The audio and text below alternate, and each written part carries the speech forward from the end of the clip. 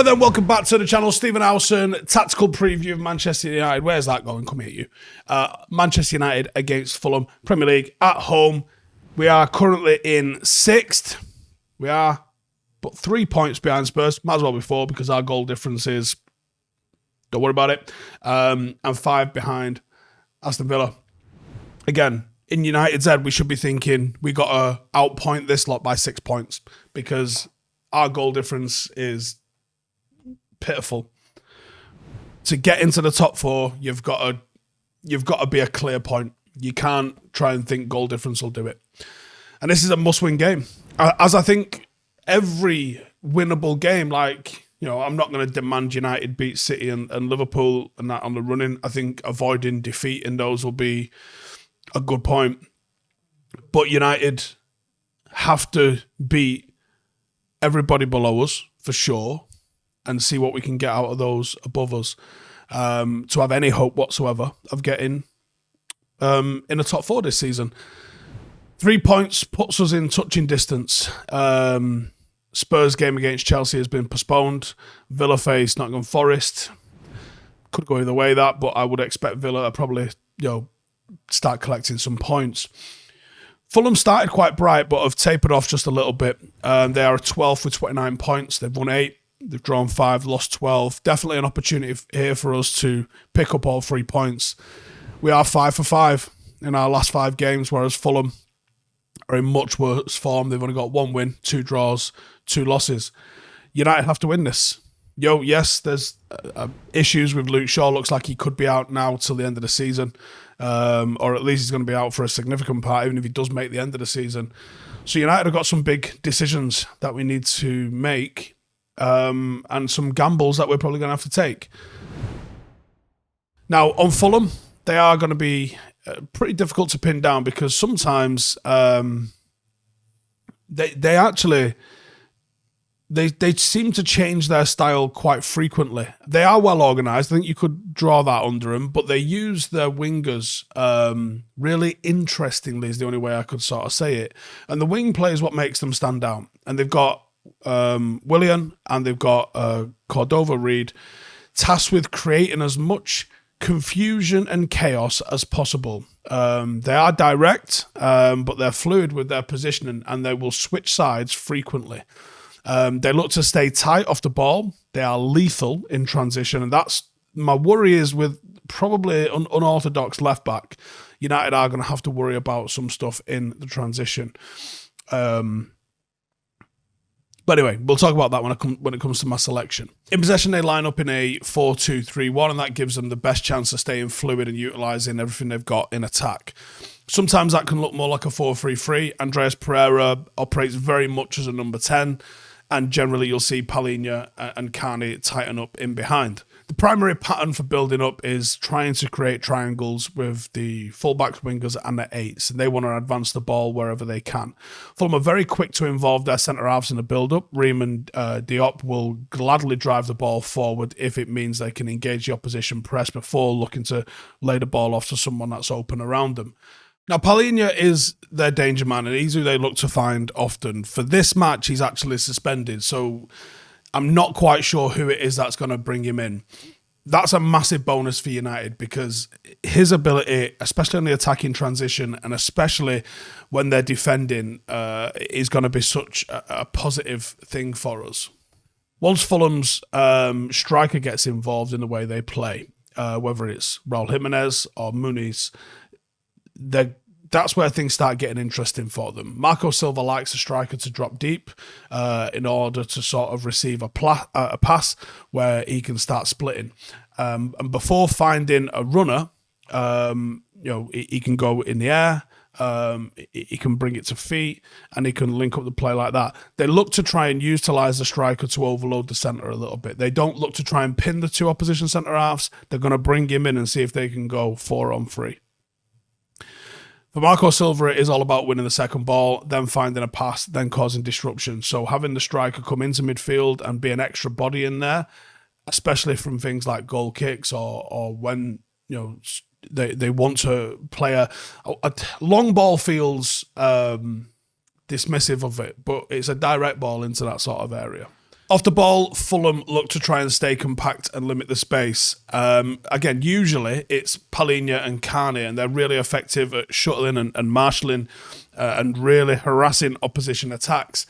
With them not playing, depending on who they bring in, it's probably not going to be able to do that to the same level. So there's a genuine opportunity here for Manchester United to be able to break through this. They will mid-block us. They will try and win the ball in the danger area, and they will try and transition quickly.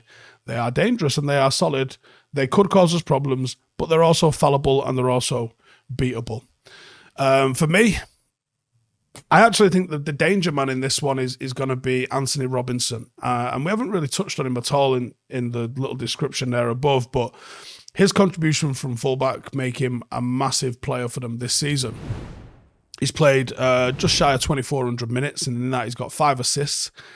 He's succeeded at 748 dribbles, and he's also had 138 progressive dribbles. He is in the 99th percentile for interceptions, and if you are lazy, he will make an impact on the game. So I'll put him in there because his crossing could be our undoing if we let him get forward. In terms of the United 11, Onana in net. The big decision here is what to do with Dalot. Dalot's in good form at the moment, and I think a lot of his good form is because of how good he is at the ball, inverting, receiving the ball in between the lines, and attacking the final third. Do you take that away by putting him on the left? Because he isn't that player on the left. And then can you bring in somebody else on the right? This is a huge decision. There's been some talk of Willy Kambala playing at right back and moving Dalot over to left back. Obviously, you've still got the decision of who plays at centre half. I believe it will be Maguire and Varane.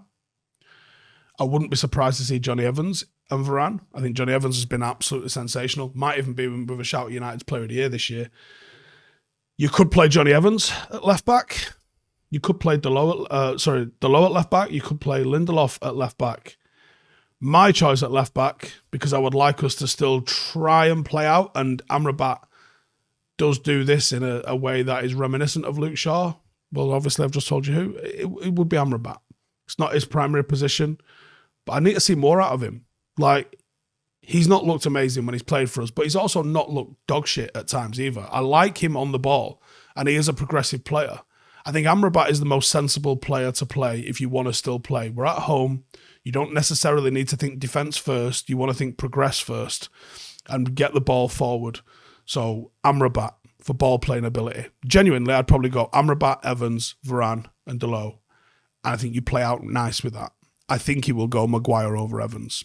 But that's what I would go with. In midfield, Casemiro Menu. We're literally 90% of the way through our edit for the Fulham preview, and we've just been given the news that Rasmus Hojlund is going to be out for a couple of weeks, including right beyond the Manchester derby. Obviously catastrophic. He was my key man for this game. United need to mix it up now. In terms of starting 11, I think we now have to look at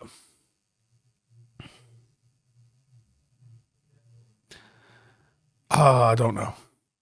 Can Eriksen play? Can we get Eriksen into the team and move Bruno into the 9? I think he's just going to play McTominay. He's either going to just play McTominay in the 9, keep Rashford and Garnacho and Bruno where they are and the midfield where they are, or he's going to move Rashford centrally, he's going to move Garnacho back over to the left, and he's going to play Anthony on the right wing. Can Ahmad get a shout? There's not a lot of options. Please, listen, let me know in the comments how you see this team going from here. And my star man was Hojlund for United. It'll be whoever replaces him now. As always, this is brought to you by our friends at Parimatch UK, and Parimatch have a completely free-to-play football prediction game called Hat Trick Hunt. So every single week, you're going to get the chance to predict 3 scores from the Premier League, and you get free rewards for every correct score that you make. If you get all 3 correct, you get a £50 free bet. It's that simple. It's so easy to go and have a go of. Just go and have a go of it. It's as simple as that. This week, I'm going for United 3, Fulham 1. Reasons for that? I think Fulham will catch us on the break at some point. They might even score first in this game. but United will score, and we've looked all right at home. Our best performances have really come at home, so I think that United will get the victory here. It'll be iffy at some moment, but in the end it will feel comfortable. Does that make sense? That's how I feel like it's going to go. Bournemouth against City, 3-0 win. Straightforward 3-0 win. City are in the back stages of a season where they just don't really drop points, so City to beat Bournemouth. And Arsenal against Newcastle should be an interesting game. I'm feeling like a 3-1 Arsenal win, but genuinely could see Newcastle causing an upset here. Like, I know it's the same scoreline I've just said, United and Fulham, and that will be a comfortable game. This won't be a comfortable game. I think both teams will score, and I think Arsenal will win. But it really could go the other way. Like, if Arsenal's mentality is not bang on, we'll find out in this game. But let me know. If you agree with those predictions, let me know. If you'd like to get involved, click the link in the description. You've got to be over 18 to play. Full T's and C's do apply. As always, thanks to Parimatch for sponsoring this video. It's 3 predictions. You know, how wrong could you be? Go and have a go. Right then, so how do we beat Fulham? How do United come away making sure that we've still got top 4 chances intact with this one? You've got to maintain the wide areas on the ball. Fulham are going to let us play out wide because they like to really lock it down in the centre of the pitch. While we're off the ball, you've got to limit Fulham in the very same space. Shaw's injury will keep him out, obviously, so whoever it is at left back, and like I said, I think it'll be Amrabat, is going to need to be sharp. And the same will go for Delo. You can't let them disrupt too much because that's their entire game plan. They're going to run off you. They're going to try and run in between the fullback and centre half, which is usually the weakness in the back line. You know, they're going to look for those sorts of gaps. You know, they might try 2v1 you with one of the midfielders or the fullbacks. You've got to be aware and you've got to communicate well. And look, that's the way you limit the likes of Robinson. You know, the space in front of him. If we work hard, it makes him less effective. If we don't work hard, he will find space and he will be very effective for Fulham. Anyway, that's how I think this game's going to go. Please let me know your thoughts on that in the description, in the comments below. And I will see you in the next one. Laters.